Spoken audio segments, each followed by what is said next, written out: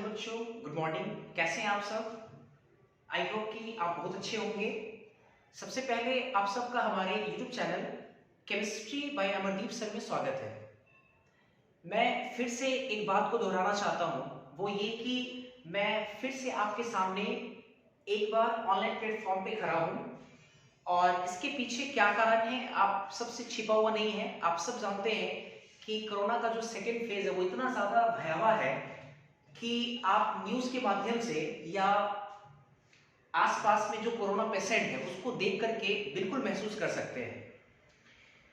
तो इस वजह से कई सारे जो बच्चे हैं जो ऑफलाइन क्लासेस करते थे वो सब ऑफलाइन क्लासेस अब नहीं कर रहे हैं। सारे ऑफलाइन क्लासेस बंद हो चुका है। सारे बच्चे घर पे बैठ करके या तो वो ऑनलाइन प्लेटफॉर्म के माध्यम से पढ़ रहे हैं या तो वो नहीं पढ़ रहे हैं। तो मैं आपके लिए एक स्पेशल पैकेज लेके आया हूँ। क्लास 12 पूरा का पूरा केमिस्ट्री क्लास 12 का एक पैकेज लेकर आया हूँ जो कि काफी ज्यादा कॉम्पैक्ट और इफेक्टिव है। अगर आप इस पैकेज को पढ़ेंगे, अगर आप करते हैं तो आप यकीन मानिए आपके बोर्ड की पढ़ाई के साथ साथ आपका जो एग्जाम्स है, जेईई मेंस या नीट का जो एग्जाम है वो भी आपका क्लियर हो पाएगा। तो सबसे पहला बात ये कि अभी कोरोना टाइम है, आप लोग बिल्कुल घर पे रहें, अपने फैमिली का केयर करें और भीड़ भाड़ वाले स्थान पे जाने से बिल्कुल कतराएं, घर पे ही बैठे रहें और आपके अच्छे स्वास्थ्य की मैं कामना करता हूं कि आप लोग एकदम स्वस्थ रहें। चलिए मुद्दे की बात करते हैं। मैं आज से आपको क्लास 12 पढ़ाऊंगा। क्लास 12 एकदम स्टार्टिंग से, शुरुआत से। कुछ बच्चे के मन में ये सवाल रहता है कि सर हम क्लास 11 नहीं पढ़े हैं या क्लास 11 पढ़े हैं तो बहुत ज़्यादा नहीं जानते हैं, तो क्या हम क्लास 12 को बहुत अच्छे से सीख पाएंगे, समझ पाएंगे? तो मैं उन बच्चों से ये कहना चाहता हूँ कि आप बिल्कुल क्लास 12 को एंजॉय कर पाएंगे। अगर आप थोड़े बहुत भी क्लास 11 जानते हैं या किसी कारण से नहीं भी पढ़े हैं, बिल्कुल एंजॉय कर पाएंगे, आप एक एक चीज को समझ पाएंगे। लेकिन इसके पीछे एक शर्त है। शर्त ये है कि आप क्लास रेगुलर रहें, आप को जो पढ़ाया गया आप उसको बिल्कुल पढ़ें, रिपीट करें 1 से 2 बार। और तीसरा सबसे इंपॉर्टेंट बात कि जब अगला लेक्चर आप पढ़ने जा रहे हैं तो प्रीवियस जो भी लेक्चर्स पढ़ाए हैं उन लेक्चर्स को आप ध्यान रखें, याद रखें, तभी जाकर के आपको आने वाले लेक्चर्स बिल्कुल क्लियर हो पाएंगे। तो चलो इसी के साथ हम लोग क्लास 12 शुरुआत करते हैं। और सबसे पहले क्लास 12 में, केमिस्ट्री क्लास 12 में आपको क्या क्या पढ़ना है, कौन कौन से चैप्टर्स हैं, किस चैप्टर का कितना वेटेज है, इन सब चीज के बारे में पहले जानेंगे। तो सबसे पहले हम लिखते हैं सिलेबस।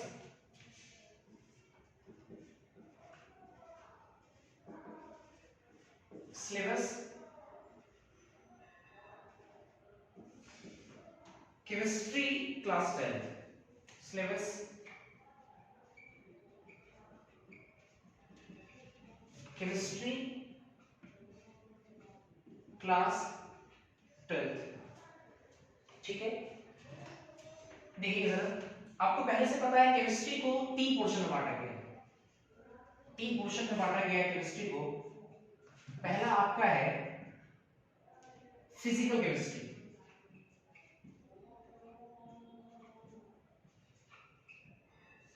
Physical chemistry. सेकेंड आपका है ऑर्गेनिक केमिस्ट्री और थर्ड आपका है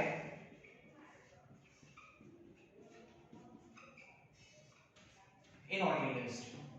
ठीक है, तो सबसे पहले हम जानेंगे फिजिकल केमिस्ट्री में क्या क्या पढ़ना है। 4-5 चैप्टर आपको फिजिकल केमिस्ट्री में पढ़ना है। कुछ चैप्टर्स आपको फिजिकल में पढ़ना है, कुछ ऑर्गेनिक में, कुछ इनऑर्गेनिक में। फिजिकल में कौन कौन से चैप्टर है क्लास 12 में? तो पहला चैप्टर आपका है सॉलिड स्टेट। चैप्टर 2 आपका है सॉल्यूशन। चैप्टर 3 आपका है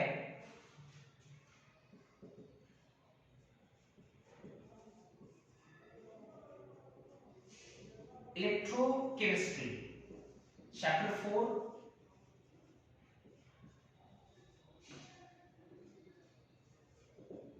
chemical kinetics. Chapter 5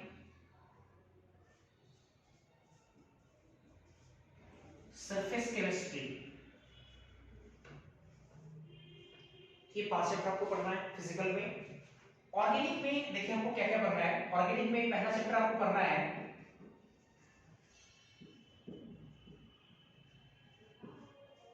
halo alkane and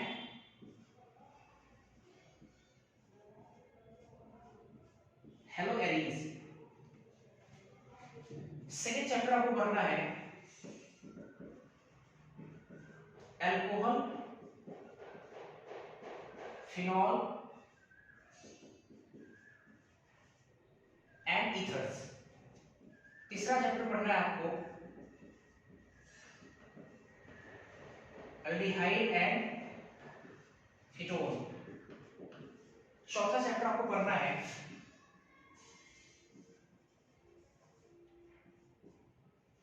carboxylic acid and their derivatives. पांचवा चैप्टर आपको पढ़ना है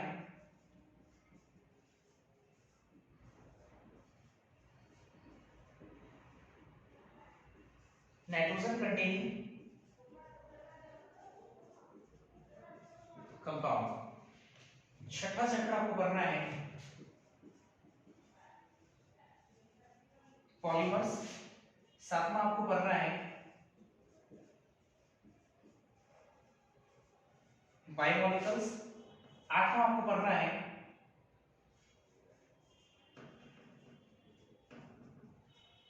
chemistry in every day life. Chemistry in every day life. ये टोटल 8 चैप्टर आपको पढ़ना है। इनऑर्गेनिक में आपको 4 चैप्टर पढ़ना है। पहला आपका है पी ब्लॉक एलिमेंट,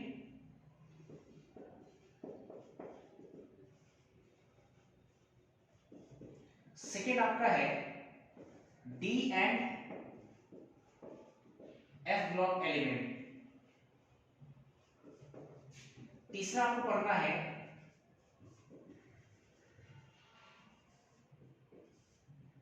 मेटलर्जी और चौथा आपको पढ़ना है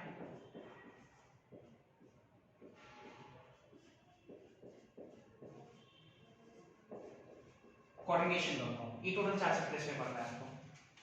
ये आपका एक सिलेबस मैंने कुछ आपको आइडिया दिया कि केमिस्ट्री में फिजिकल, ऑर्गेनिक, इनऑर्गेनिक पढ़ना है आपको। फिजिकल में टोटल 5 चैप्टर, ऑर्गेनिक में टोटल 8 चैप्टर और इनऑर्गेनिक में टोटल 4 चैप्टर।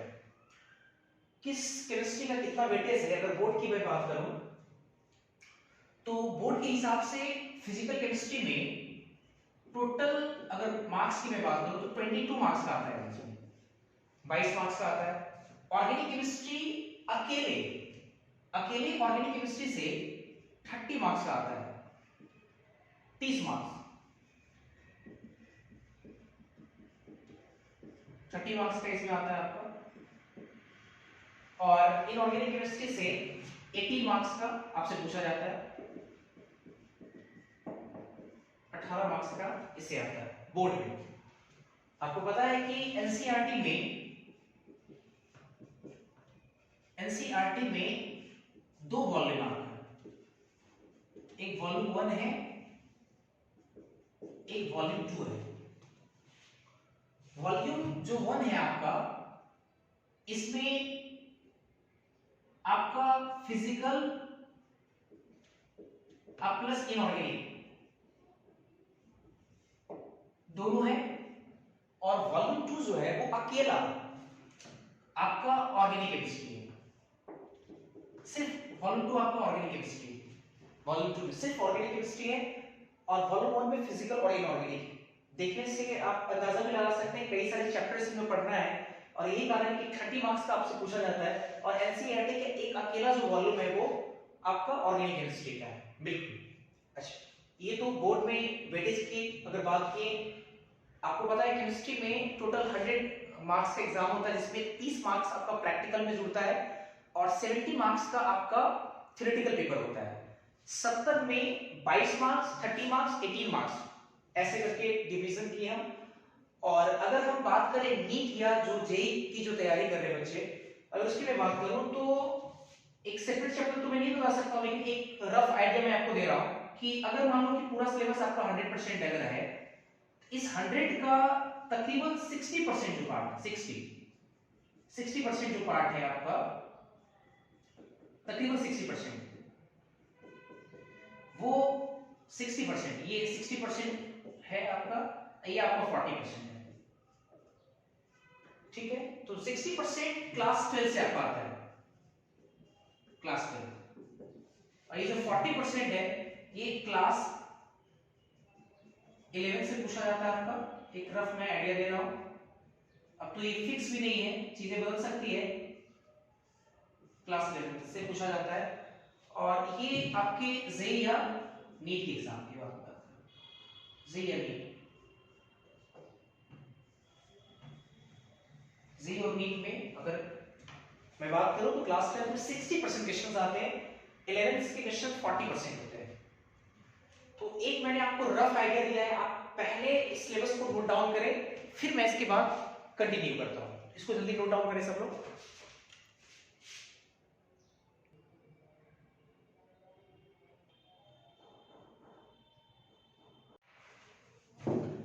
अभी हम लोगों ने क्लास 12 का केमिस्ट्री का सिलेबस देखा था, जिसमें फिजिकल के कुछ चैप्टर्स पढ़ने हैं, कुछ ऑर्गेनिक की, कुछ इनऑर्गेनिक की। मैं सबसे पहले आपको फिजिकल केमिस्ट्री पढ़ाऊंगा, फिर आफ्टर देन ऑर्गेनिक, फिर उसके बाद इनऑर्गेनिक। फिजिकल में मैं सबसे पहले आपको पढ़ाऊंगा सॉलिड स्टेट। तो आप अपनी कॉपी के ऊपर में एक बड़ा सा हेडिंग लगाएंगे सॉलिड स्टेट, जैसा कि मैंने यहाँ पे लगाया है सॉलिड स्टेट। सॉलिड स्टेट के बारे में मैं एक दो बातें कहना चाहूंगा। पहली बात ये कि सॉलिड स्टेट सबसे सिंपलेस्ट और इजीएस्ट चैप्टर है, सबसे आसान चैप्टर है। ऐसा मैं इसलिए कह रहा हूं कि अगर कोई क्लास 10 पास आउट करके कोई बच्चा मेरे पास आए और मुझे बोले सर मुझे केमिस्ट्री पढ़ना है, और अगर उस बच्चे को मैं सॉलिड स्टेट जैसा चैप्टर पढ़ाऊं जो कि क्लास 12 का चैप्टर है, तो यकीन मानिए उस बच्चे को सॉलिड स्टेट बहुत आराम से समझ में आ जाएगा। ऐसा इसलिए होता है क्योंकि सॉलिड स्टेट किसी दूसरे चैप्टर से कोरिलेटेड नहीं है, कोरिलेशन नहीं है, लिंक नहीं होने की वजह से ये काफी आसान चैप्टर होता है। तो पहली बात तो ये हो गया। दूसरी बात कि सॉलिड स्टेट काफी ज्यादा इमेजिनेशन है, कल्पनाओं से रिलेटेड चीजें पढ़ना होता है आपको। तो जिसका इमेजिनेशन पावर बहुत अच्छा होगा वो यकीन मानिए सॉलिड स्टेट को बहुत अच्छे से फील कर पाएंगे, बहुत इंजॉय कर पाएंगे, बहुत अच्छे से समझ पाएंगे। एक एक चीज आपको रटना नहीं पड़ेगा, इस बात का ध्यान रखिए। ठीक, सबसे पहले हम लोग स्टेट का ओवरव्यू समझने पहले देखो, जैसे सॉलिड स्टेट कोई भी चैप्टर पढ़ते हैं तो चैप्टर को पढ़ने से पहले आपको चैप्टर का ओवरव्यू लेना चाहिए। ओवरव्यू लेने से कई फायदे होते हैं। फायदा ये है कि अगर आप चैप्टर ओवरव्यू बताता है, इससे ये पता चलता है कि चैप्टर्स में कौन-कौन से टॉपिक्स पढ़ना है, या चैप्टर की शुरुआत कैसे होगी और खत्म कब होगा, ये आपको पता चलते रहता है, और छोड़ सब पता चलता है। तो ये चैप्टर का ओवरव्यू से फायदा है। तो इस चैप्टर का देखो ओवरव्यू क्या है। इस चैप्टर में आपको दो मेजर पढ़ना है। एक आपको क्रिस्टलाइन सॉलिड का कंप्लीट स्ट्रक्चर पढ़ना है, और दूसरा क्रिस्टलाइन सॉलिड में होने वाले डिफेक्ट्स के बारे में पढ़ना है। क्रिस्टलाइन सॉलिड का कंप्लीट स्ट्रक्चर और दूसरा क्रिस्टलाइन सॉलिड में होने वाले डिफेक्ट्स के बारे में आपको पढ़ना है। ठीक है, इसलिए मैंने चैप्टर का ओवरव्यू लिखा है। In this chapter we will study about complete structure of crystalline solid and we will also study about presence of defect in them, उनमें होने वाले डिफेक्ट्स के बारे में पढ़ना है। ये दो मेजर टॉपिक में आपका पूरा का पूरा चैप्टर खत्म हो जाएगा, ये दो मेजर टॉपिक में। ठीक, चैप्टर्स का नाम है सॉलिड स्टेट। तो सबसे पहला सवाल ये होना चाहिए कि सर सॉलिड क्या है, सबसे पहला सवाल। तो अगर मेरा सवाल अगर आपसे ये है कि सर सॉलिड क्या है, अगर मेरा ये सवाल है अगर आपसे सॉलिड क्या है, तो कई सारे बच्चे अलग अलग आंसर करते हैं, लेकिन खैर मैं अपनी तरफ से सब कुछ बता देता हूं आपको। अगर सॉलिड की बात किया जाए तो आप अपने बेसिक क्लासेस में सॉलिड क्या है जरूर पढ़ा होगा, लेकिन एक बात हम कंफर्म कह सकते हैं कि आपने सॉलिड क्या है, लिक्विड क्या है या गैस क्या है, या ऐसे करके आपने डेफिनेशन नहीं पढ़ा होगा, बल्कि आप सॉलिड, लिक्विड और गैस के कॉम्पैरेटिव प्रॉपर्टीज की एनालिसिस के आधार पे, उसके तुलनात्मक गुणों के अध्ययन के आधार पे आप डिफाइन करते हैं कि सॉलिड किसको कहेंगे, लिक्विड किसको बोलेंगे, गैस किसको बोलेंगे। कंपैरेटिव एनालिसिस के आधार पे। जैसे कई सारे प्रॉपर्टीज है, मैं एक दो तीन प्रॉपर्टीज की बात करता हूं। जैसे एक प्रॉपर्टीज होता है इंटरमॉलिक्यूलर स्पेस। इंटरमॉलिक्यूलर स्पेस है ना। एक प्रॉपर्टीज होता है इंटरमॉलिक्यूलर फोर्स ऑफ इंटरेक्शन। एक प्रॉपर्टीज होता है वॉल्यूम एंड शेप। बिल्कुल आपने पढ़ा होगा कि अगर दो इंटरमॉलिक्यूलर स्पेस का मतलब होता है कि दो अणु के बीच की दूरी, अंतर आणविक दूरी। तो दो कण के बीच की दूरी, दो कणों के बीच की दूरी है ना, क्या है, उसके आधार पे सॉलिड लिक्विड गैस को डिफाइन किए होंगे। इंटरमॉलिक्यूलर फोर्स ऑफ इंटरेक्शन, अंतर आणविक बल, दो कण के बीच क्या फोर्सेस है, इस आधार पे आपने सॉलिड लिक्विड और गैस को डिफाइन किया होगा। तीसरा वॉल्यूम एंड शेप।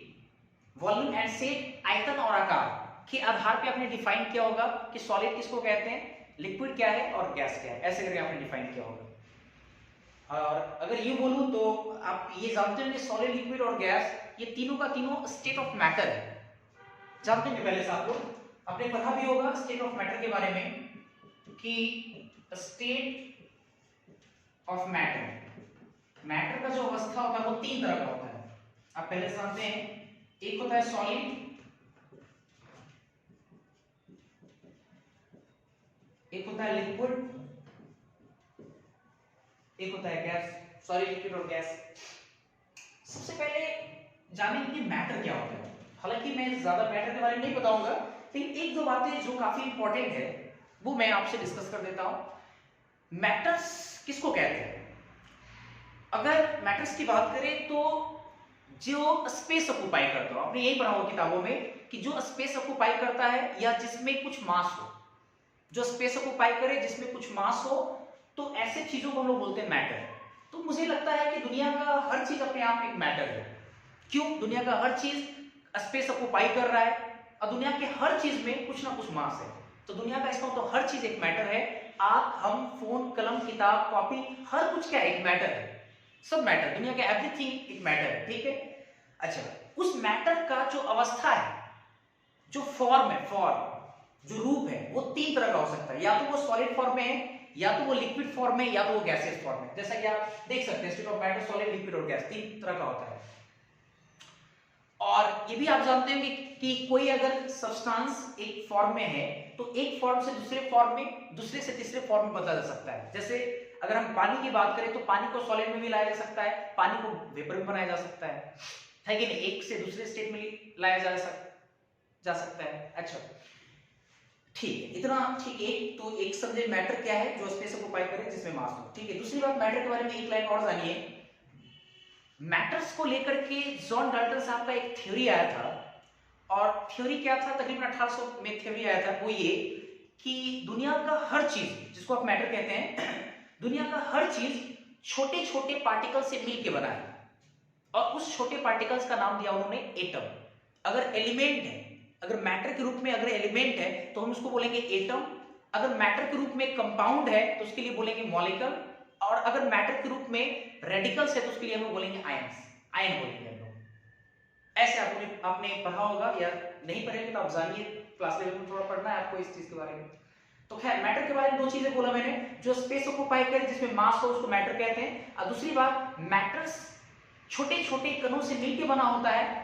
और अगर मैटर के रूप में एलिमेंट है तो एटम कहेंगे, छोटे जो कण हैं, जो कंपाउंड होंगे उसको मॉलिक्यूल कहेंगे, जो रेडिकल्स होंगे उसको आयन कहेंगे। इतना आप पहले जानते हैं या जान लीजिए अगर नहीं जानते हैं। चलिए, state of matter, solid, liquid और गैस। अभी मैंने तीन प्रॉपर्टीज बताया, intermolecular space, intermolecular force of interaction, तीसरा वॉल्यूम एंड शेप। अब सवाल ये कि सर सॉलिड कहेंगे किसको?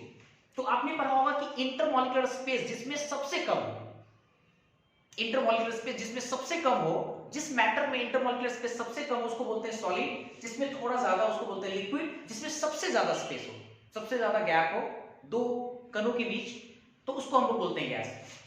बिल्कुल आपने ये पहला पॉइंट पढ़ा होगा, मैं यहां पे लिख रहा हूं, इसमें इंटर मॉलिक्यूलर स्पेस इज क्या होना चाहिए, मिनिमम, इज मिनिमम। लिक्विड में मॉडरेट होना चाहिए, इसमें इंटरमॉलिक्यूलर स्पेस क्या होना चाहिए,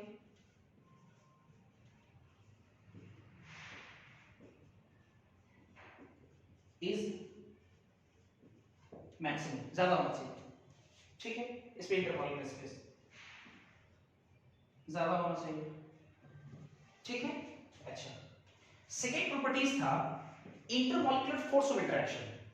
तो आप पढ़ेंगे कि इंटरमॉलिक्यूलर फोर्स ऑफ इंटरेक्शन जिसमें सबसे ज्यादा तो उसको कहते हैं सॉलिड, और जिसमें इंटरमॉलिक्यूलर फोर्स ऑफ इंटरेक्शन सबसे कम हो, सबसे कम, उसको बोलते हैं गैस। इसको आप फील कर सकते हैं, और ये पहले वाले प्रॉपर्टी से ही रिलेटेड है। आप फोर्स के बारे में जरूर जानते होंगे कि दो सब्सटेंस या दो चीजों के बीच में अगर फोर्स लगता है तो दूरी के इनवर्सली प्रोपोर्शनल होता है। दूरी जितना कम होगा फोर्स उतना ज्यादा होगा। आपने 9th क्लास में अगर ग्रेविटेशनल फोर्स पढ़ा होगा तो F बराबर capital G into M1 into M2 बटा R स्क्वायर। तो R के कैसे रिलेटेड है फोर्स? इनवर्सली रिलेटेड है। अगर आपने इलेक्ट्रोस्टैटिक्स चैप्टर पढ़ा होगा क्लास 12th में, आ चुके हैं आप लोग, तो फोर्स बराबर आप लोगों ने पढ़ा होगा K into Q1 into Q2 बटा R स्क्वायर। दो चार्ज के बीच की दूरी जितना कम होगा फोर्स उतना ज्यादा होगा। तो कहीं ना कहीं दूरी फोर्स के इनवर्सली प्रोपोर्शनल, दूरी कम फोर्स ज्यादा। तो आप जब बोल रहे हैं कि इंटरमॉलिक्यूलर स्पेस कम होगा, सबसे कम सॉलिड में, इतना कम कि दोनों टच में होगा, तो इसका मतलब उसके इंटरमॉलिक्यूलर फोर्स ऑफ इंटरेक्शन क्या होंगे? सबसे ज्यादा होंगे। इसमें थोड़ा सा दूरी ज्यादा है तो इंटरमॉलिक्यूलर फोर्स ऑफ इंटरेक्शन थोड़ा कम होगा। इसमें दूरी और भी ज्यादा है तो इसमें इंटरमॉलिक्यूलर फोर्स ऑफ इंटरेक्शन सबसे कम होगा। आप इसको प्रैक्टिकल तौर पे फील कर सकते हैं। आप एक चीज सोचिए, जैसे मान लीजिए सॉलिड है ये सॉलिड, क्या अगर इसको हम गिराते हैं या इसको अगर थोड़ा सा बल अगर लगाते हैं बाहर में थोड़ा बहुत भी अगर, तो क्या इसके मॉलिक्यूल्स एक एक अलग हो जाते हैं? क्या इसके मॉलिक्यूल बिल्कुल बिखर जाते हैं, अलग अलग हो जाते हैं? ऐसा बिल्कुल नहीं होता है। अब इसको जोर से गिरा भी दीजिए तो इसके मॉलिक्यूल्स अलग नहीं होते। तो कहीं ना कहीं मॉलिक्यूल अलग नहीं होने की वजह क्या है कि कहीं ना कहीं इसके अंदर जितने भी मॉलिक्यूल्स है उन मॉलिक्यूल्स के बीच में फोर्स ऑफ इंटरेक्शन वाकई में बहुत तगड़ा है, बहुत स्ट्रेंथ है, बहुत ज्यादा मजबूत है, जिसकी वजह से एक मॉलिक्यूल दूसरे मॉलिक्यूल को रिलीज नहीं कर रहा है, छोड़ नहीं रहा है एक दूसरे को, काफी ज्यादा टाइटली पैक है, एक दूसरे से बंधा हुआ है, इसलिए ऐसा नहीं हो रहा है। लेकिन लिक्विड में आप क्या देखते हैं कि अगर कोई आप लिक्विड लाए बाल्टी में या किसी भी चीज में, आप एक लिक्विड लेके आए, एक गिलास पानी, अब उसमें आप एक उंगली से क्या कीजिए, उसके पानी के अंदर ऐसे करके ऐसे थोड़ा छलकाइए, वो अलग हो जाता है, पानी के कुछ मॉलिक्यूल्स अलग हो जाते हैं, इसमें कुछ मॉलिक्यूल रह जाता है, कुछ मॉलिक्यूल्स में अलग हो जाता है। तो कहीं ना कहीं इसके रिस्पेक्ट में उसमें दो मॉलिक्यूल के बीच फोर्स ऑफ इंटरेक्शन क्या है? कम है, तभी तो वो आसानी से कुछ बल लगाने से वो अलग हो जा रहे हैं मॉलिक्यूल्स। और गैस में आप देख सकते हैं इतना बल लगाने की जरूरत नहीं है। गैस में आप सिर्फ एयर, अगर हवा लगा देते हैं तो हवा लगाने से उसके मॉलिक्यूल बिल्कुल बिखर जाते हैं। आप देखते हो कहीं अगर बत्ती जल रहा होता है, एक लाइन से कई सारे फ्यूम्स निकलते रहते हैं, कई सारे पार्टिकल्स निकलते रहते हैं, आप थोड़ा सा एयर लगाइए, आप देखते हो कि मॉलिक्यूल एकदम बिखर जाता है, फ्यूम बिल्कुल बिखर जाता है। इसका मतलब उसमें तो फोर्स ऑफ इंटरेक्शन और भी कम है। ये तो प्रैक्टिकल एग्जांपल है। मैं यहां पर लिखने जा रहा हूं, ये इंटर मॉलिक्यूलर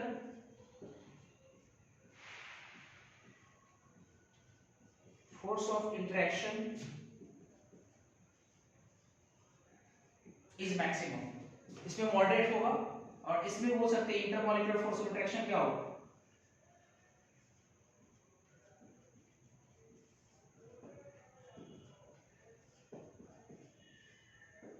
इज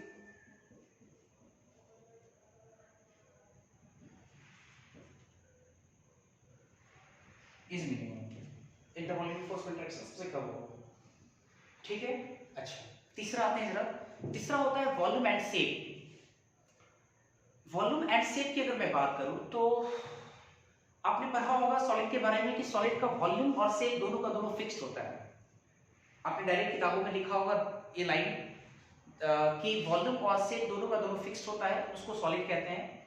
लिक्विड का वॉल्यूम फिक्स होता है लेकिन शेप फिक्स नहीं होता है, और गैस का वॉल्यूम और शेप दोनों का दोनों फिक्स नहीं होता है। ऐसा आपने किताबों में जरूर देखा होगा। आप इसको प्रैक्टिकल समझ सकते हैं।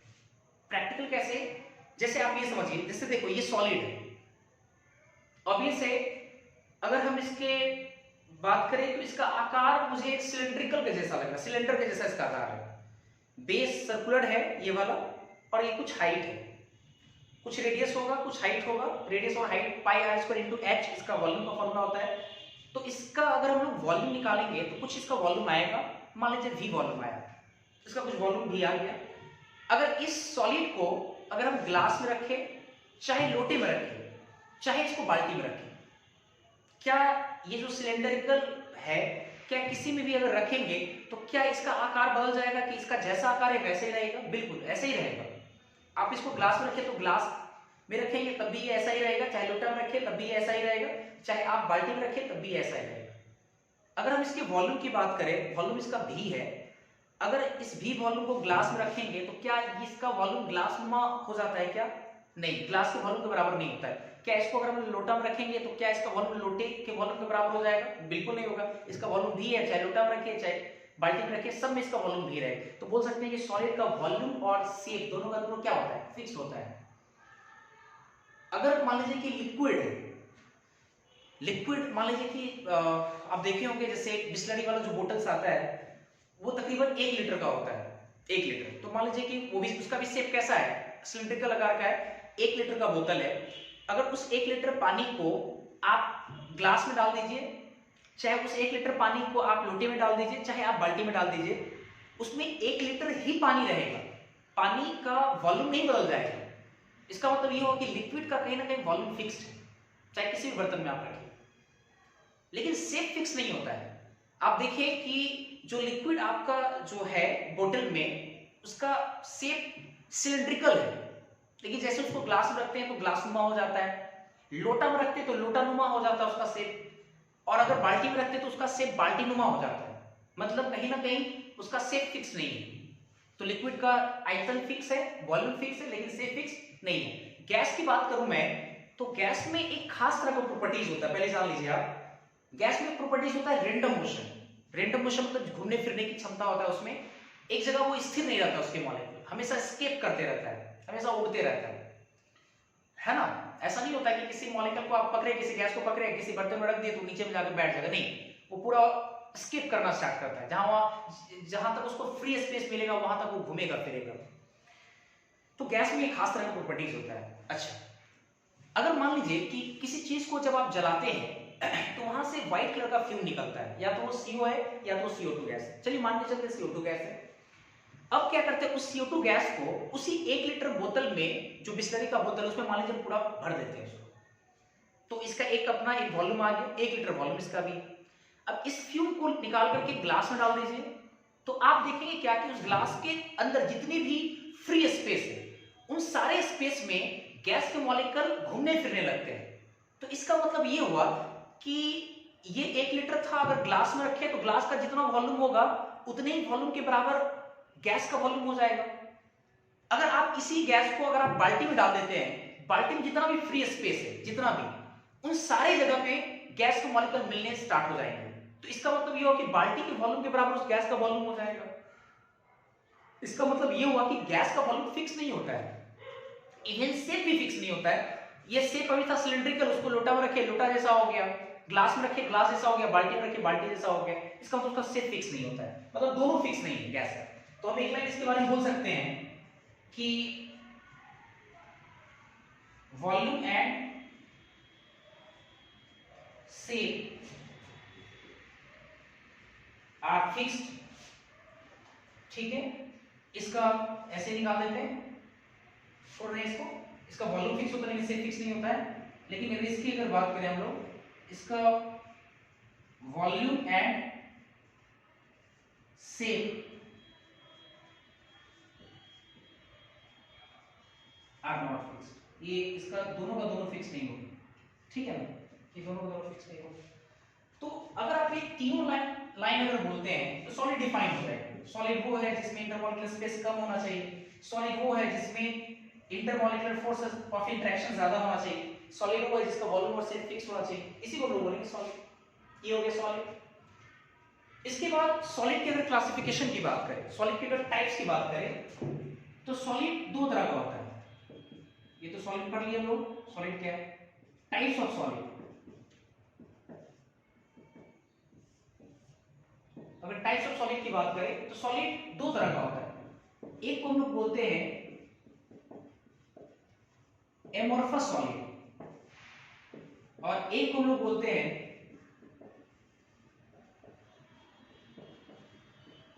Crystalline solid. एक होता है एमोर्फस सॉलिड, एक होता है क्रिस्टलाइन सॉलिड। तो अब बड़ा सवाल ये है कि सर एमोर्फस सॉलिड क्या है और क्रिस्टलाइन सॉलिड क्या है। आपके एग्जाम में एमोर्फस सॉलिड को डिफाइन करने के लिए भी आता है, या क्रिस्टलाइन सॉलिड क्या है उसको डिफाइन कीजिए, ये भी आता है। और कई बार ये भी आता है कि एमोर्फस सॉलिड और क्रिस्टलाइन सॉलिड के बीच में डिफरेंस क्या है, अंतर क्या है, ये बताइए। तो अगर हम लोग क्रिस्टलाइन सॉलिड और एमोर्फस सॉलिड के बीच में क्या डिफरेंस है, अगर ये हम लोग कर ले, तो एमोर्फस सॉलिड की तरफ जितने भी पॉइंट्स आएंगे उन सारे पॉइंट को अगर लिख देते हैं तो एमोर्फस सॉलिड डिफाइन हो जाएगा।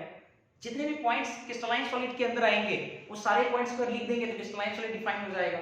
और डिफरेंस तो आप समझ ही रहे हैं, अंतर दिखाने के लिए सारे पॉइंट्स एमोर्फस और क्रिस्टलाइन के लिखेंगे, डिफाइन हो जाएगा। तो इसके बाद हम लोग हेडिंग लगाएंगे। इतना होने के बाद difference between crystalline solid and amorphous solid, space नहीं है, पहले आप इसको नोट कीजिए, फिर हम देखते हैं इसके बाद।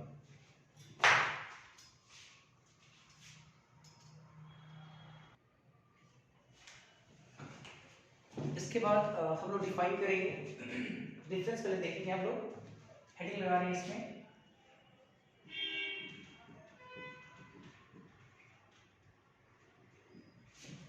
Difference between amorphous solid and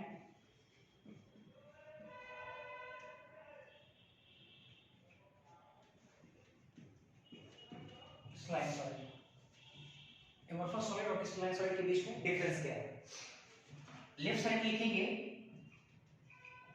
page को दो हिस्से में बांट लेते हैं। लेफ्ट साइड लिखेंगे amorphous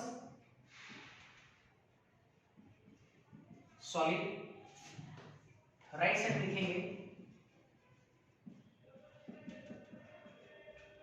crystalline solid, amorphous solid, crystalline solid. ठीक है, सबसे पहला पॉइंट देखेंगे, बढ़िया समझिएगा। एमोर्फस सॉलिड क्रिस्टलाइन सॉलिड के बीच में क्या डिफरेंस है, क्या अंतर है, इसके बारे में जानना है। किताब लिखता है एमोर्फस सॉलिड के बारे में कि एमोर्फस सॉलिड का ज्योमेट्रिकल शेप डिफाइन नहीं होता है। बढ़िया स्लाइड को समझना है, एक एक करके मैं आपको फील कराऊंगा। जो चीजें आपको नहीं दिख रहा है उन चीजों को फील करना है, बिना एग्जांपल से फील नहीं किया जा सकता है, महसूस नहीं किया जा सकता, आपको महसूस कराना बहुत जरूरी है। देखिए जरा अच्छे से, किताब लिखता है एमोर्फस सॉलिड के बारे में जिसका ज्योमेट्रिकल शेप फिक्स नहीं है, और क्रिस्टलाइन सॉलिड के बारे में लिखता है कि क्रिस्टलाइन सॉलिड का ज्योमेट्रिकल शेप फिक्स्ड होता है। ज्योमेट्रिकल शेप का मतलब क्या होता है, पहले ये समझते हैं हम लोग। जैसे ट्राइंगल, तीन साइड एक दूसरे से जुड़ा हो, उसको हम बोलते हैं ट्राइंगल। ट्राइंगल बिल्कुल एक फिक्स ज्योमेट्रिकल शेप है। अगर एक सेंटर से बराबर दूरी अगर है ना, तो उसको हम लोग बोलते हैं सर्कल। अगर चार अगर साइड आपस में जुड़ा हुआ है तो उसको हम लोग बोल सकते हैं क्वाड्रिलेटरल, या special type of quadrilateral, square भी हो सकता है ना, या फिर रेक्टेंगल वगैरह भी हो सकता है, जो भी। तो ये सब ज्योमेट्रिकल से फिक्स्ड है। लेकिन मैं अगर पूछता हूँ, जैसे ये देखो, ये ट्रायंगल है, ये देखा जाए तो ये आपका हेक्सागोन है ना, ये अगर देखा जाए तो ये स्क्वायर है, आप ये समझ रहे हैं। लेकिन अगर कोई शेप ऐसा है या ऐसे मान लो, तो ये शेप कैसा है, क्या है, क्या फिक्स कोई ज्योमेट्रिकल शेप है क्या? ये जो आ रहा है ये फिक्स ज्योमेट्रिकल शेप नहीं है। ये सब ज्योमेट्रिकल शेप डिफाइन है, लेकिन ये ज्योमेट्रिकल शेप डिफाइन नहीं है। तो ये चीज मैं कह रहा हूं कि मैं कह रहा हूं कि एमोर्फस सॉलिड का जो ज्योमेट्रिकल शेप है वो डिफाइन नहीं होता है, जबकि इसका ज्योमेट्रिकल शेप डिफाइन होता है। अब इस लाइन को थोड़ा अच्छे से क्लियर कीजिएगा। मैं ये कहना चाह रहा हूं कि जैसे एमोर्फस सॉलिड चाहे क्रिस्टलाइन सॉलिड है तो सॉलिड, और सॉलिड है तो अपने आप में एक मैटर। और अभी थोड़ी देर पहले आपको समझा रहे थे कि दुनिया का हर मैटर छोटे छोटे कणों से मिलकर बना हुआ है। तो उसमें कई सारे कण हैं, कई सारे कण मतलब एटम है, और एटम का शेप होता है स्फेरिकल, गोलाकार होता है। तो उसमें कई सारे स्फेरिकल शेप उसमें है, मतलब गोलाकार कई सारे हैं, मतलब कई सारे उसमें कण है जो स्फेरिकल शेप में है, उसमें कई सारे हैं। अगर आप 10, 12 या 20, 50 जो भी हो, कुछ अगर एटम का अगर आप पैटर्न लेते हैं और उस एटम के पैटर्न लेने पे अगर कोई डिफाइंड ज्योमेट्रिकल शेप नहीं दे रहा है तो इसका मतलब वो एमोर्फस है। अगर 10, 12, 15 एटम का अगर हम एक पैटर्न लेते हैं, एक एटम बीच से कहीं से भी अगर निकालते हैं और अगर वो एटम मिल करके एक डिफाइंड ज्योमेट्रिकल शेप दे देता है तो इसका मतलब वो क्रिस्टलाइन सॉलिड है। ये कहना चाह रहे हैं। क्या बोलना चाह रहे हैं, लाइन लिखते हैं उसको समझाएंगे अच्छे से। They do not define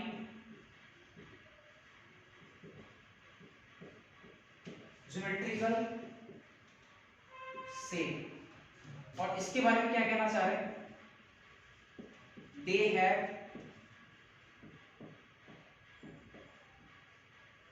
defined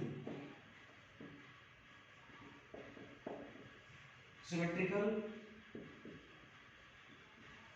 shape. इनके ज्योमेट्रिकल से डिफाइन है, इनके ज्योमेट्रिकल से डिफाइन नहीं है। कहना क्या चाह रहा हूं, देखो मैट्रिक्स में कई सारे एटम्स हैं, मैं एटम का कुछ पैटर्न बना रहा हूं। जैसे देखो, जैसे मान लो जैसे जैसे एटम सजे हुए हैं, तो हम ऊपर का एक लेयर दिखा रहे हैं आपको, जैसे इस तरह से मान लो ऐसे।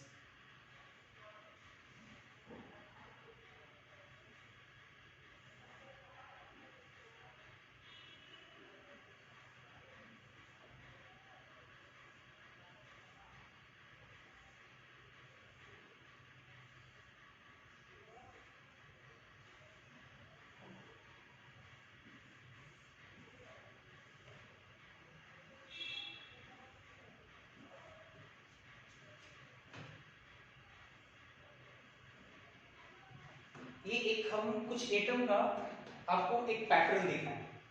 जैसे अगर मान लो एक सॉलिड है, अंदर में कई सारे एटम्स हैं, तो हम उसके ऊपर का जो सरफेस है, ऊपर का, उसके सरफेस पे कई सारे एटम्स होंगे, उस ऊपर वाले सरफेस में जो एटम है उसको हम लोग दिखा रहे हैं ऐसे। अच्छा, इस फ्लाइंग सॉलिड में देखो कैसा दिखेगा आपको, उसमें जो एटम्स होंगे, चूंकि डिफाइंड ज्योमेट्रिकल शेप देना है, तो वो एक अलाइन होंगे, मतलब एक सही तरीके से सजे होंगे। जैसे देखो एक ये हो गया, ऐसे मिलेगा।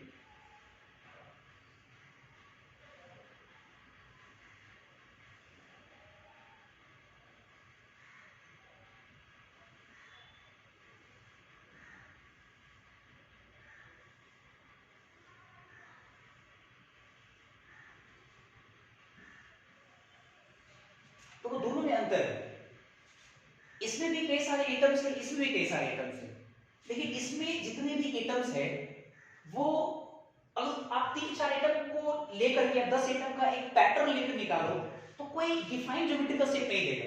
इसमें तुम अगर 4, 5, 6, 7, 8 जो भी हो, 10 एटम को अगर तुम निकालो तो एक डिफाइंड ज्योमेट्रिकल शेप दे रहा है। इसलिए लिखे इस लाइन सॉलिड का डिफाइंड ज्योमेट्रिकल शेप होता है, जबकि इसका डिफाइंड ज्योमेट्रिकल शेप नहीं होता है। अब इसको थोड़ा केमिस्ट्री से हट के समझो, एकदम क्लियर दिखेगा आपको। जैसे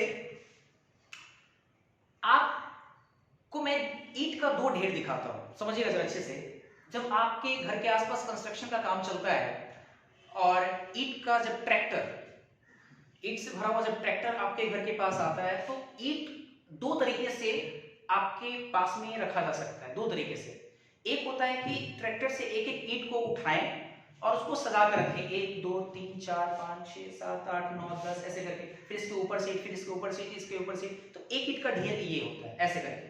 10 ईंट, फिर 10 ईंट इस लाइन में, फिर 10 ईंट इस लाइन में, फिर इसको ऊपर से ऐसे बढ़ाते चलेंगे ऊपर तक, तो एक ईंट का सजावट ये हुआ। ये पहली स्थिति है। दूसरी स्थिति में आजकल आप लोग देखते होंगे ट्रैक्टर में हाइड्रोलिक लगा होता है, हाइड्रोलिक। अब मान लीजिए कि ईंट वाला आया, ईंट लेकर के ट्रैक्टर से, और हाइड्रोलिक की मदद से जो ट्रैक्टर का जो डाला होता है वो हाइड्रोलिक की मदद से ऐसे उठाते हैं ऐसे। तो जैसे ही ऐसे उठाएगा तो वो जैसे तैसे सारे ईंट पीछे की तरफ गिर जाते हैं। तो ये दूसरी स्थिति वाला ईंट का सजावट है। पहली स्थिति में जो मजदूर उस ईंट को उठा करके रखा, ये पहली स्थिति वाला ईंट है, और दूसरी वाली स्थिति में ये ईंट है जो ढेर है आपका। एक चीज मुझे बताओ, पहली वाले स्थिति में जो ईंट का ढेर है, आप उसमें कहीं से भी 8-10 ईंट का कलेक्शन निकालो, चाहे ऊपर से निकालो, चाहे नीचे से निकालो, चाहे बीच से निकालो, कहीं से भी निकालो, आपको एक प्रॉपर ज्योमेट्री दिखेगा, एक डिफाइंड ज्योमेट्रिकल शेप दिखेगा। लेकिन एक बात बताओ, जो हाइड्रोलिक से गिरा, जो सेकंड स्थिति में जो ईंट गिरा है, आप उसके कुछ भी 4-5 ईंटे का कलेक्शन लाओ, एक ईंटा ऐसे होगा, एक ईंटा ऐसे होगा, एक ईंटा पता नहीं ऊपर होगा, एक ऐसे नीचे होगा, अजीबोगरीब स्ट्रक्चर दिखेगा, पता नहीं चलेगा क्या शेप दे रहा है। लेकिन उसको तुम निकालोगे, या क्यूब दिखेगा, या क्यूबॉइड दिखेगा, है ना, कुछ और अलग तरह का शेप आ सकता है, वैसा दिख सकता है आपको, लेकिन इस वाले में नहीं दिखेगा। तो जो पहली स्थिति वाला जो ईंट है ना, अगर ईंट को एक एटम मान ले और पूरे ईंट के ढेर को अगर सॉलिड माने, तो ये पहली स्थिति वाला जो ईंट का जो ढेर है वो कैसा सॉलिड होगा, बिल्कुल क्रिस्टलाइन होगा। लेकिन सेकेंड स्थिति वाले जो, अगर ईंट के ढेर को हम लोग सॉलिड मान ले और जो प्रत्येक ईट है उसको अगर एटम मान ले, तो इसमें ऐसे सॉलिड को कौन सा सॉलिड बोल सकते हैं? एमोर्फस सॉलिड, क्योंकि इसमें एटम का सजावट जैसे तैसे किया हुआ है, जिसकी वजह से उसका ज्योमेट्रिकल शेप डिफाइन होता है। ये तो मैंने लाइन लिखा है यहाँ पे, यही चीज बिल्कुल। चलिए इसके बाद आगे बढ़ते हैं। सेकंड पॉइंट, किताब लिखता है एमोर्फस सॉलिड के बारे में कि एमोर्फस सॉलिड इरेगुलर नेचर के होते हैं और शॉर्ट रेंज ऑर्डर मिलता है। इरेगुलर नेचर के होते हैं और शॉर्ट रेंज ऑर्डर मिलता है। दे आर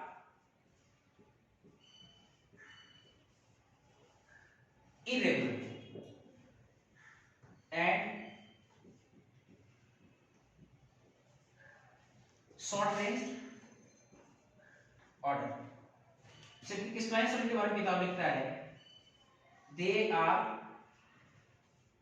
रेगुलर, लगातार होता है, एंड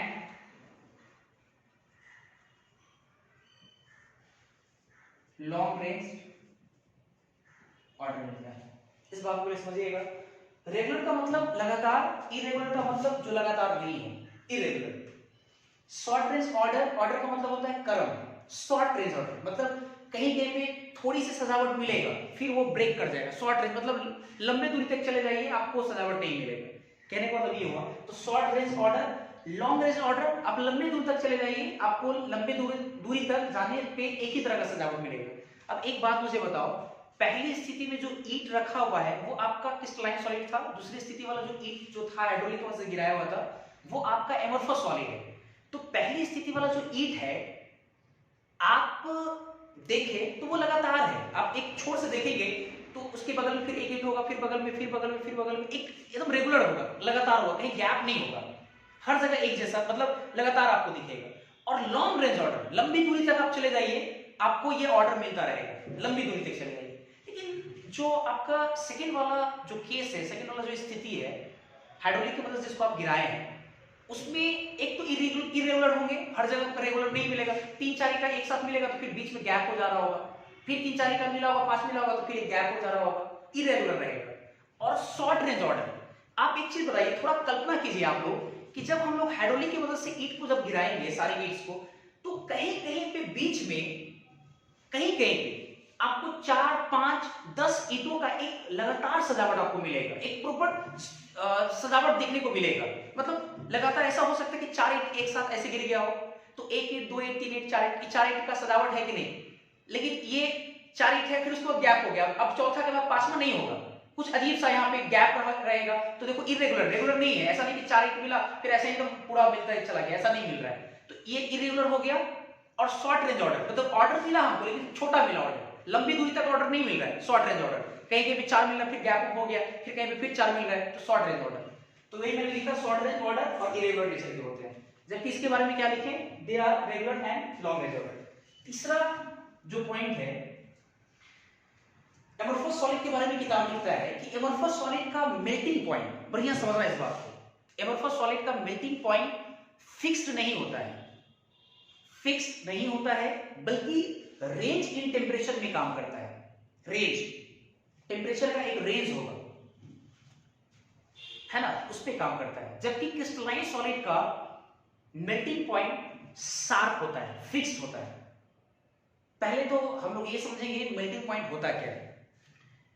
मेल्टिंग पॉइंट, अगर मैं आपसे पूछूं कि मेल्टिंग पॉइंट किसका प्रॉपर्टीज है, मेल्टिंग पॉइंट बाद में समझेंगे, लेकिन मेल्टिंग पॉइंट किसका प्रॉपर्टीज है, सॉलिड का, ये लिक्विड का, या गैस का, तो आपका आंसर होना चाहिए सॉलिड का। क्यों? क्योंकि मेल्टिंग का मतलब पहले समझिए आप लोग, मेल्टिंग पॉइंट का मतलब समझिए, मेल्टिंग पॉइंट एक प्रकार का तापमान है, एक टेम्परेचर है, एक ऐसा टेम्परेचर जिस टेम्परेचर पे कोई भी सॉलिड पिघलना स्टार्ट करता है, पिघलना शुरुआत करता है, जैसे पिघलना स्टार्ट किया उसी टेम्परेचर को बोल देते हैं हम लोग मेल्टिंग पॉइंट, किसी भी उसी टेम्परेचर को बोलते हैं मेल्टिंग पॉइंट। तो आप समझिए जरा इस बात को कि अगर हम सॉलिड लिए, एक बात मुझे बताओ, ठीक है, पिघलना, तो पिघलाएंगे हम किसको, सॉलिड को, ऑब्वियस है, इसलिए सॉलिड का प्रॉपर्टीज होता है मेल्टिंग पॉइंट। अच्छा, मेल्टिंग पॉइंट क्या है ये भी मैंने आपको समझा दिया। अच्छा, सॉलिड में एमोर्फस सॉलिड का मेल्टिंग पॉइंट फिक्स नहीं होता है। जैसे पहले तो आपको ये समझना चाहिए कि एमोर्फस सॉलिड है क्या क्या। कौन से ऐसे एग्जांपल्स है जो हमारे पास सॉलिड है, कौन से ऐसे सॉलिड है जो क्रिस्टलाइन सॉलिड है। तो मैं दो तीन जो बेस्ट एग्जांपल है, जो कॉमन एग्जांपल है एमरफॉस सॉलिड का, मैं वो बताता हूं। आप इसको दिमाग में रट भी लीजिए, याद भी कर लीजिए। प्लास्टिक, रबर और ग्लास। प्लास्टिक, रबर, ग्लास, ये तीनों का तीनों जो सॉलिड है वो एमरफॉस सॉलिड की कैटेगरी में आता है। क्रिस्टलाइन सॉलिड में आपका आइस आ जाएगा, मेटल्स आ जाएंगे, जितने भी मेटल्स, फिटकरी आ जाएगा, स्टोन आ जाएगा, ये सब क्रिस्टलाइन सॉलिड। स्टोन, यहां तक कि आपका पोटास अलम भी, फिटकरी, ये सब आपका क्रिस्टलाइन सॉलिड है। जो भी इसको जरा समझो, प्लास्टिक का मेल्टिंग पॉइंट साथ में होता है। मैं इसको थोड़ा प्रैक्टिकल तरीके से समझाता हूं। आप कभी देखे होंगे, जैसे मान लो कि एक प्लास्टिक है, हैवी प्लास्टिक है।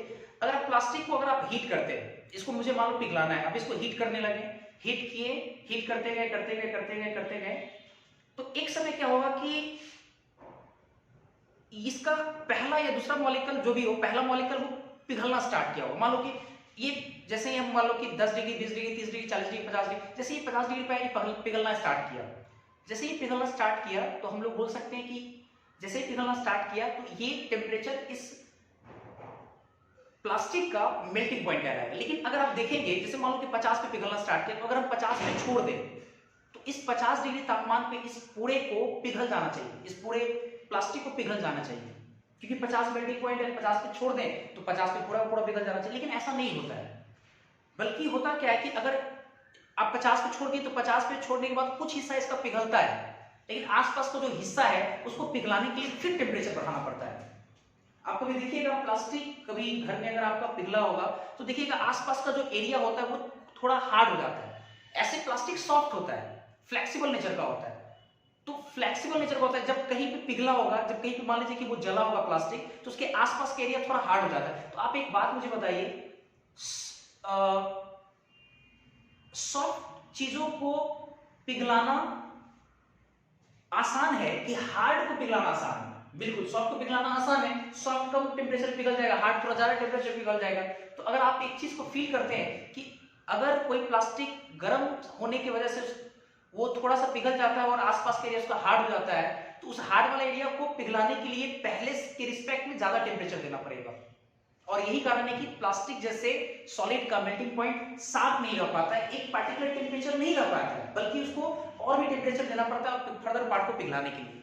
लेकिन हमारे क्रिस्टलाइन सॉलिड के साथ ऐसा नहीं है। आइस की बात करें हम, तो आप याद भी होगा आपको आइस के बारे में, आइस 0 डिग्री सेल्सियस पे पिघल जाता है। आइस लीजिए आप 0 पे छोड़ दीजिए, आप उसको 0 टेम्परेचर पे छोड़ दीजिए लगातार, तो आइस पूरा का पूरा पिघल करके पानी बन जाता है, लिक्विड बन जाता है। आप पढ़े होंगे आयरन का मेल्टिंग पॉइंट 1600 डिग्री सेल्सियस होता है ना, 1600 होता है। तो 1600 पे अगर आयरन को आप रखते हैं तो वो आयरन 1600 पे पिघल जाएगा। लेकिन प्लास्टिक, रबर, ग्लास, ये सब ऐसा सॉलिड है, ऐसा मतलब सॉलिड है जिसका मेल्टिंग पॉइंट शार्प नहीं है। तो अगर किताब कभी पढ़ते हैं तो आपको देखने को मिलेगा कि इसका मेल्टिंग पॉइंट एक फॉर एग्जांपल 1200 से 1500 के बीच में, फॉर एग्जांपल कभी देखने को मिलेगा 70 से 80 डिग्री सेल्सियस, मतलब एक पार्टिकुलर टेम्परेचर नहीं मिलेगा। लेकिन आइस का 0 से 5 ऐसा नहीं लिखता है। 0 आयरन का मेल्टिंग पॉइंट शार्प होता है, 1600 लिखता है, 1600 से 1800 नहीं लिखता है कि नहीं? जैसे एल्युमिनियम का मेल्टिंग पॉइंट 500 होता है, तो 500 या 600 होता है, तो 600 लिखेगा, 600 से 800 नहीं लिखता है, तो वो शार्प होता है उसका मेल्टिंग पॉइंट। तो यहां पे एक लाइन लिख सकते हैं यहां पे कि amorphous solid it has sharp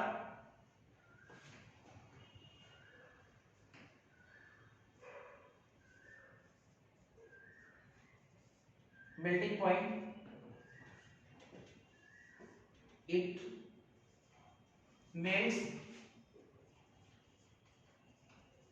in range of temperature, it melts in range of temperature, ठीक है। अच्छा, इसका जी it has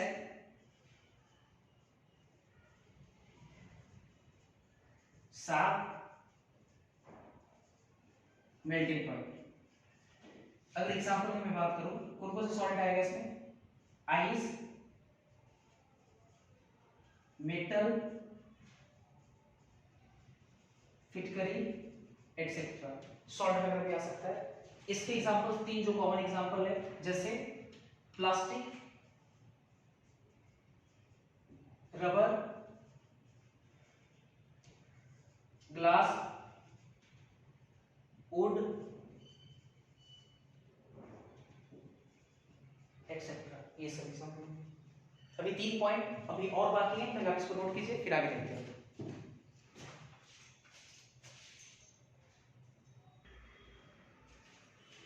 चलिए इसके बाद नेक्स्ट पॉइंट देखते हैं हम लोग। 3 पॉइंट हो गया, चौथे पॉइंट पे आते हैं।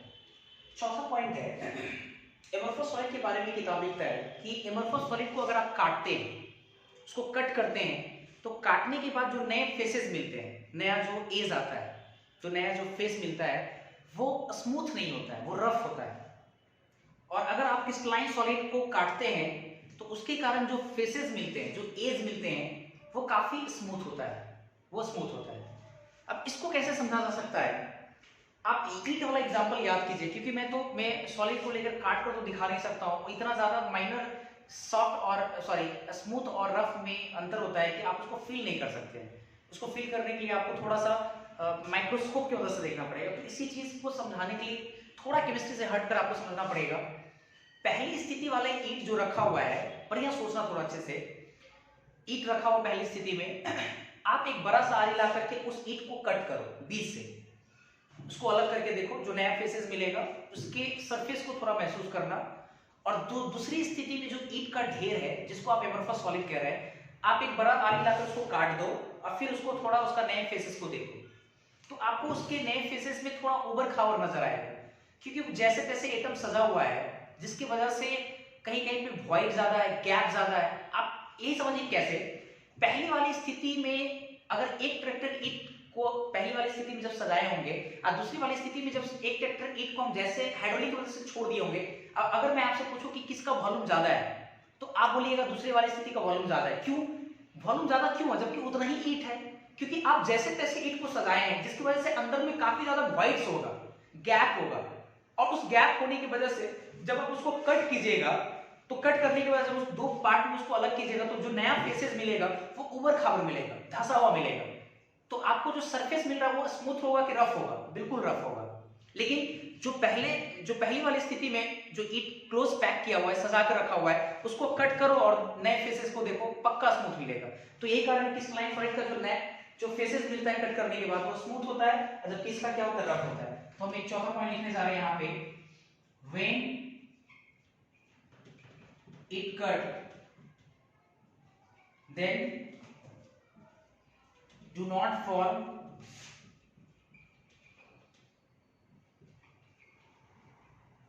sharp edges। और इसमें क्या लिख सकते हैं, when it cut then do form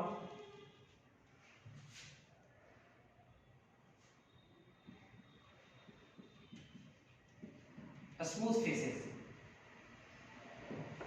edges या फेसेस एक ही चीज होगा, एज नया वाला, when it cut then do form smooth faces. पांचवें पॉइंट पे आते हैं, एमोर्फस सॉलिड के बारे में किताब लिखता है कि एमोर्फस सॉलिड सूडो सॉलिड कहलाता है। एमोर्फस सॉलिड को सूडो सॉलिड कहते हैं, जबकि क्रिस्टलाइन सॉलिड को ट्रू सॉलिड कहते हैं। तो सवाल ये कि सर एमोर्फस को सूडो क्यों बोले और क्रिस्टलाइन को ट्रू सॉलिड क्यों बोलते हैं? एक बात समझिए पहले कि अगर कोई भी प्राणी या कोई भी चीज जिस कैटेगरी से बिलोंग करता है, और अगर वो चीज उस कैटेगरी के नियम, कानून, धर्म को पालन नहीं करता हो, इस कैटेगरी का ये नियम है, ये कानून है, ये धर्म है ना, अगर उसके नियम, कानून, धर्म को पालन नहीं करता है उस कैटेगरी में रह करके, तो आप बोल सकते हैं कि वो चीज उस कैटेगरी के लिए झूठा आदमी है, सूडो है, फॉल्स है ना। जैसे बिल्कुल वो झूठा है, वो फॉल्स है। लेकिन अगर कोई चीज जिस कैटेगरी से बिलोंग करता है और उस कैटेगरी के सारे नियम कानून को, सारे उनके धर्म को पालन करता है, तो इसका मतलब कि उस कैटेगरी के लिए वो वाकई में सच्चा है, एक सही चीज है, वाकई वो चीजें हैं।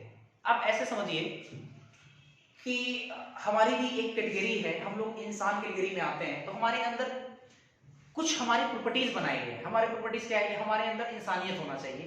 अब ऐसे सोच, ये छोड़ो, ये बड़ा अजीब सा एग्जांपल है। आप ये समझो, पहले विद्यार्थी एक कैटेगरी होता है और इसके कुछ नियम है। नियम क्या है कि विद्यार्थी में डिसिप्लिन होना चाहिए, विद्यार्थी थोड़ा सा मतलब क्या बोल सकते हैं आप उसको, एक डिसिप्लिन होना चाहिए, दूसरा पढ़ने वाला होना चाहिए, है ना। विद्यार्थी में थोड़ा नम्रता होना चाहिए और ये सब चीज होना चाहिए, ये सब नियम होना चाहिए, ये सब गुण होना चाहिए विद्यार्थी में, तभी आप उसको विद्यार्थी बोलते हैं। अगर मान लो कि कोई ऐसा विद्यार्थी जो विद्यार्थी तो है लेकिन ये सारे गुण उसमें नहीं है, तो वो विद्यार्थी के नाम पे वो कलंक है, वो सूडो है, वो फॉल्स है, वो झूठा है, वो विद्यार्थी नहीं, विद्यार्थी कम आवारा ज्यादा है कि नहीं। तो मेरा ख्याल है आप समझ रहे हो मैं बोलना क्या चाह रहे हैं। आप सीधे मुद्दे पे आइए। हम बोल रहे हैं कि एमोर्फस सॉलिड को सूडो सॉलिड बोला जाता है। सूडो सॉलिड क्यों बोलते हैं? एमोर्फस सॉलिड सॉलिड से बिलोंग करता है, लेकिन सॉलिड के गुण को छोड़ करके, कुछ गुणों को छोड़ करके इसके गुण लिक्विड से मैच करते हैं। लिक्विड से, कैटेगरी है सॉलिड लेकिन इसके गुण लिक्विड से मैच करते हैं, इसलिए इसको लोग बोलते हैं सूडो सॉलिड। और क्रिस्टलाइन सॉलिड है सॉलिड और सॉलिड के सारे प्रॉपर्टीज को ओबे करता है, सारे प्रॉपर्टीज को फॉलो करता है, इसलिए ऐसे सॉलिड्स को बोलते हैं ट्रू सॉलिड। अब सवाल ये कि सर ये लिक्विड से कैसे मैच करता है, दो कैसे मैच करता है? एक प्रैक्टिकल एग्जांपल आपको समझाते हैं। अगर कोई मकान कभी टूट रहा है तो अब देखिएगा 15-20 साल पुराना मकान, क्या चलो ऐसे समझो, अगर कोई खिड़की है, खिड़की में आप देखते होंगे कि ग्लास का वर्क होता है। आप देखेंगे कि ग्लास रहता है, चारों तरफ से लकड़ी का बीट लगा होता है, कई सारी खिड़कियों में देखेंगे ऐसा होता है। अगर वो 15 साल पुराना खिड़की है, तकरीबन 10 साल 12 साल 15 साल भी रहेगा पुराना खिड़की, क्योंकि वो चेंजेस बहुत समय के साथ जो है ना, वो ज्यादा समय के साथ मतलब चेंजेस बहुत कम होता है, तो एक लंबे टाइम के बाद वो चेंजेस ज्यादा दिखता है। इसलिए आप लंबे समय के बाद 10 12 15 साल की पुरानी अगर खिड़कियां हैं और अगर किसी कारण से टूट जाता है, आपको तोड़ना नहीं है, टूट जाता है, तो टूटे हुए कांच को अगर आप देखते हैं तो आप देखिएगा कि ऊपर वाला जो लेयर होगा वो पतला दिखेगा, नीचे वाला लेयर मोटा दिखता है। अगर ऐसे लगा हुआ कोई खिड़की, ये जब कांच पूरा निकालिएगा, अगर आप बीट को हटा करके आप देखिएगा ऊपर वाला जो है पतला दिखेगा और नीचे वाला आपको मोटा दिखेगा। तो ऊपर पतला नीचे मोटा होने का रीजन यही हो सकता है कि ऊपर के जो मॉलिक्यूल है वो नीचे आ गया होगा, फ्लो करके नीचे आ गया होगा। तो नीचे अगर फ्लो करके आ गया इसलिए वो पतला हो गया ऊपर, और नीचे मॉलिक्यूल आ गया इसलिए वो मोटा हो गया। तो क्या सॉलिड फ्लो करता है? क्या फ्लो करने का नेचर किसमें होता है? लिक्विड में। आप जानते हैं लिक्विड पानी को आप नीचे रख दीजिए वो फ्लो कर जाता है, तो फ्लो करने का नेचर लिक्विड में है, लेकिन ये नेचर सॉलिड में पाया जा रहा है, मतलब एमोर्फस सॉलिड में देखा जा रहा है। तो इसलिए हम लोग एमोर्फस सॉलिड को सूडो सॉलिड कहते हैं, इसकी प्रॉपर्टीज लिक्विड से मैच करते हैं। एक लाइन यहां लिख सकते हैं हम लोग कि एमोर्फस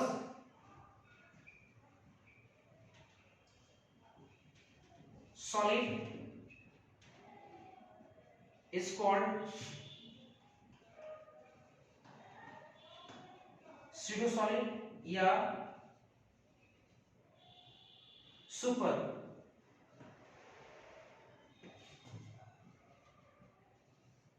फुल लिक्विड, और इसमें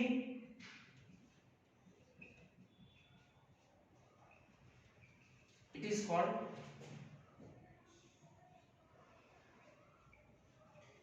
ट्रू सॉलिड। इसको लोग ट्रू सॉलिड कहेंगे।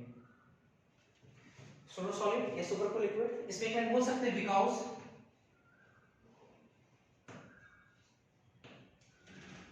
बिकॉज क्या मेंशन कर सकते हैं हम लोग?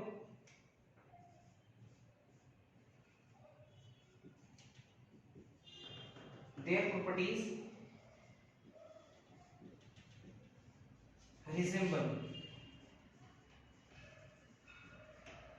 टू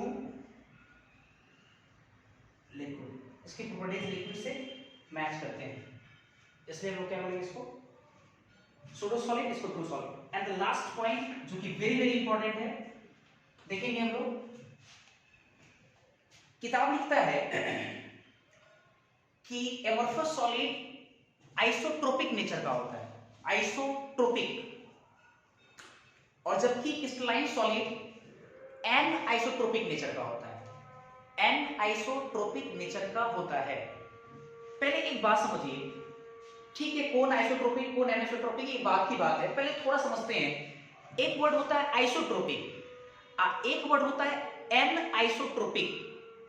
अगर आप आइसोट्रोपिक समझ गए तो एन आइसोट्रोपिक आराम से समझ आएंगे, क्योंकि एन आइसोट्रोपिक जो आइसोट्रोपिक नहीं है, ए एन लगने से नेगेटिव पार्ट्स को रिप्रेजेंट करता है, ये जानते हैं आप पहले से, ए एन लगने से। अच्छा, पहले हम लोग आइसोट्रोपिक समझते हैं कि आखिर आइसोट्रोपिक होता क्या है।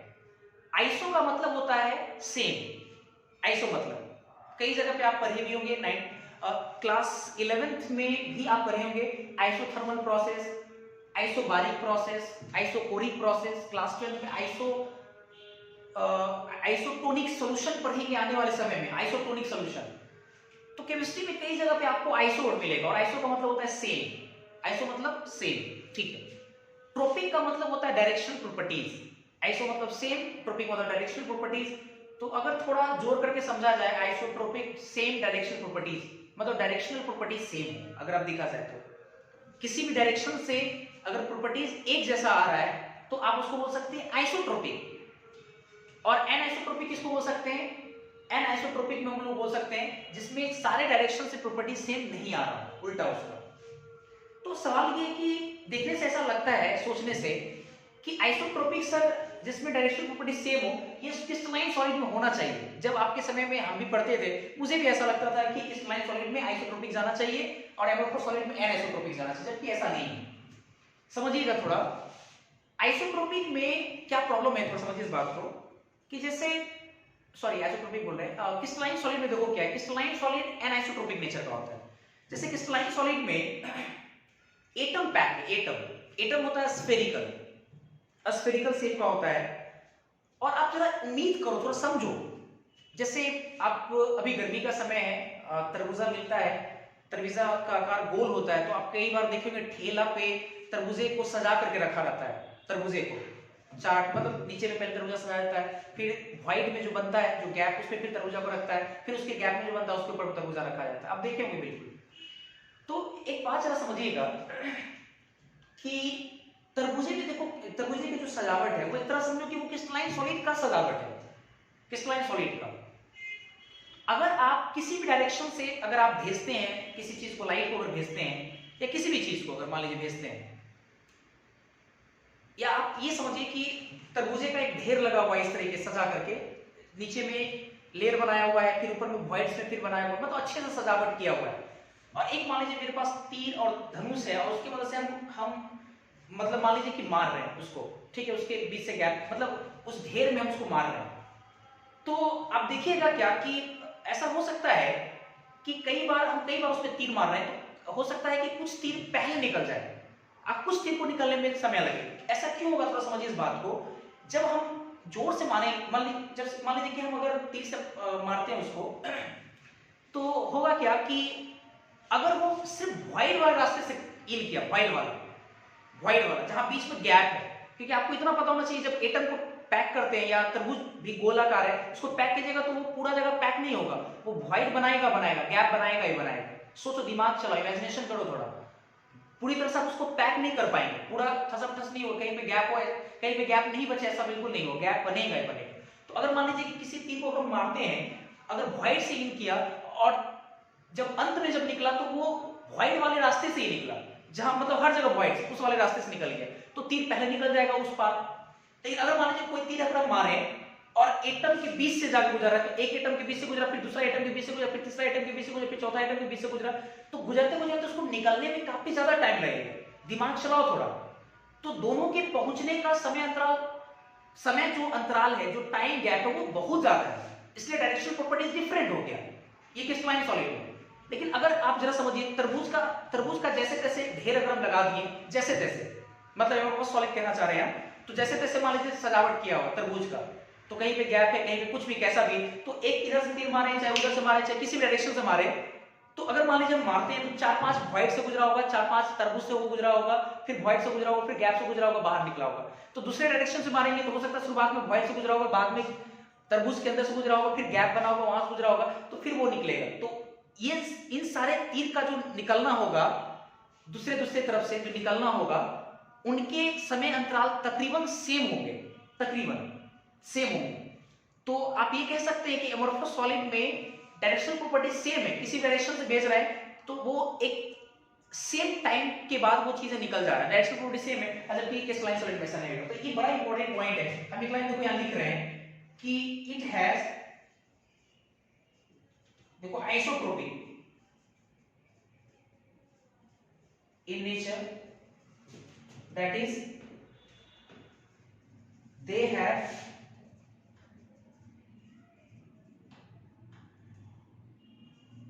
same property in different direction। ठीक है, फॉर एग्जाम्पल कौन सा प्रॉपर्टीज है, एक रिफ्रैक्टिव इंडेक्स है, आप लोग पढ़ेंगे ग्लास का रिफ्रैक्टिव इंडेक्स फिक्स होता है, वो बदलता नहीं, वो डायरेक्शनल प्रॉपर्टीज है, वो किसी भी डायरेक्शन में भेजिए एक जैसा होगा रिफ्रैक्टिव इंडेक्स होके। इसमें क्या लिख सकते हैं, छठा point, it has an iso, एक साथ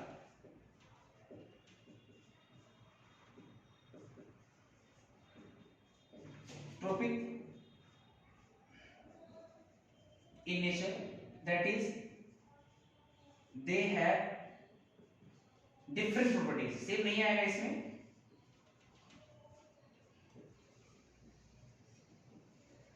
in